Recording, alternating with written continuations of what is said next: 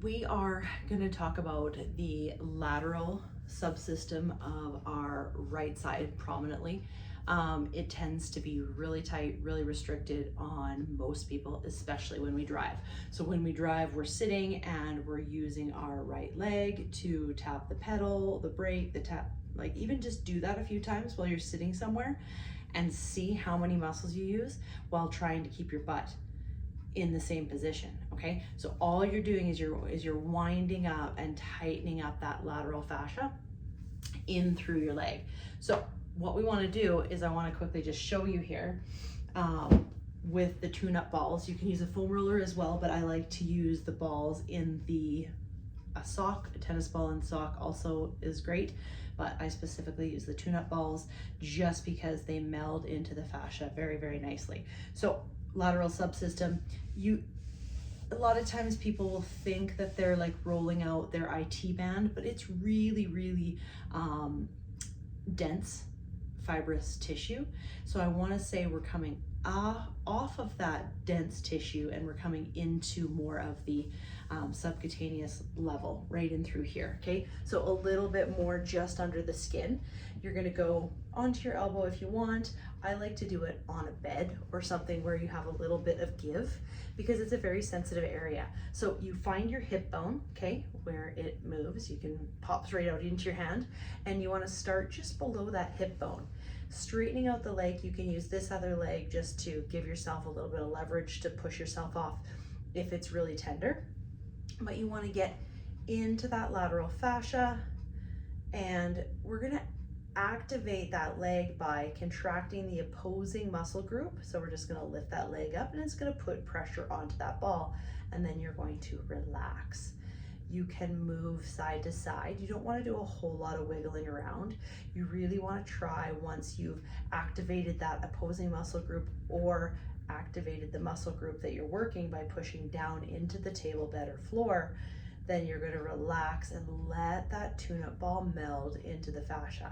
So we're not just rolling up and down and beating up that IT band. We're trying to just get into the fascia of the body, and even as deep as the fascia of the bone.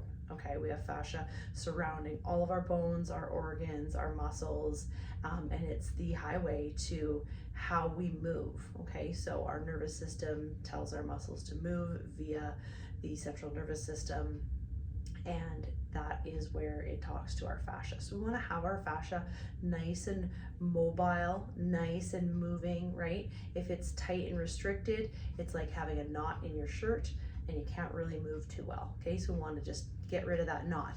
So if it's tender, I always like to give it a trigger point number, 1 being not bad, 10 being horrible.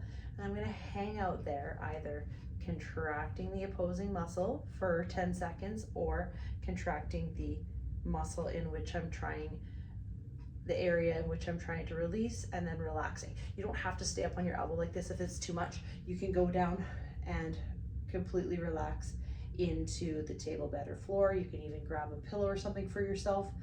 I'm just doing it because I don't want to leave the frame of the video. So I would say I could give this number a 6 when I started. It is now at a 2. I would say that's good enough. I'm going to go up past the hip bone now and get kind of into the glute area, just right in the side. And then I'm going to contract my glute by either bringing my knee out to the side, that's going to contract the piriformis muscle, or pulling the knee in, that's going to contract the glute med muscle. So I'd say I'm in the fascial area right in between those two muscles, and I'm feeling that it's tender. So now I'm going to relax everything down and just let the tune-up ball meld into the fascia of my glute. If you can kind of see where it is, it's sitting right in that glute area. And I'm going to wait until it's down from a 5, which it was when I started, and wait until it's down to a 1 or a 0.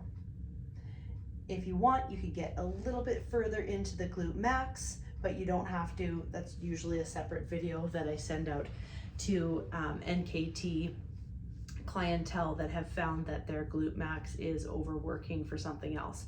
But the lateral fascia, I find, just always irritates everybody, and sometimes there's no rhyme or reason. So we can give it a little bit of love no matter what if our hip or our back is starting to bother us, and sometimes it'll do the trick.